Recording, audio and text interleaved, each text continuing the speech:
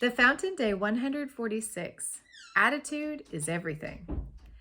Two people can experience the exact same set of circumstances and respond on completely different ends of the spectrum.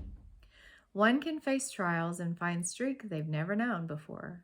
They can come through the trial with gratitude and reaffirmed faith in God, while the other person can come through the same thing and see only the problems. That person can spend all their time reminiscing on how terrible life is for them and see themselves as a victim. They only see the negative. They see life as something that happens to them and causes them trouble. What's the difference? The position of the heart. We daily make decisions about how we will view our lives. We each wake up with an opportunity to live life to the full and take advantage of each moment. We are all given the same chance to live the fullness, no matter where we are and what our circumstances are at the moment. For the despondent, every day brings trouble. For the happy heart, life is a continual feast. Proverbs 15:15. When we decide to look for the good, we will find it. And the opposite is also true. When you search for the bad and the negative, you will find it. Life is what you make of it. Life is largely about attitude. With a can-do attitude, nothing is impossible. With a can't-do attitude, self-sabotage reigns.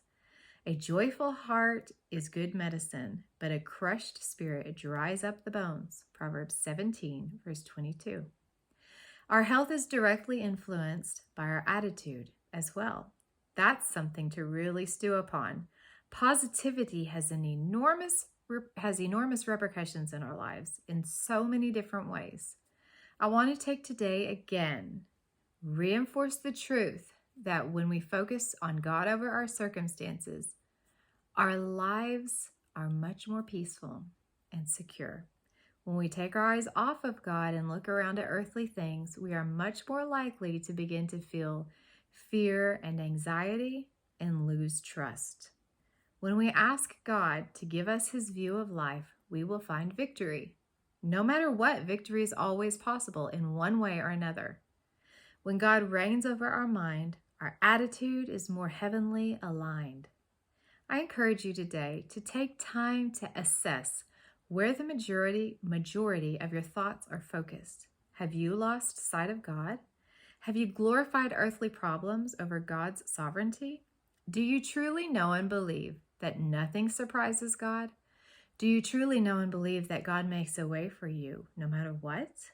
Take a minute and ask him what he thinks about the situations that are causing you to feel fear.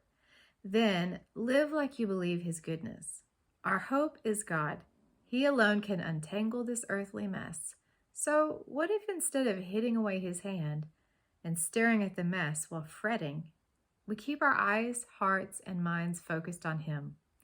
Then we will see that he has made a way for us in all things. He makes a way for those who love him, who are called according to his purposes. He is the joy set before us.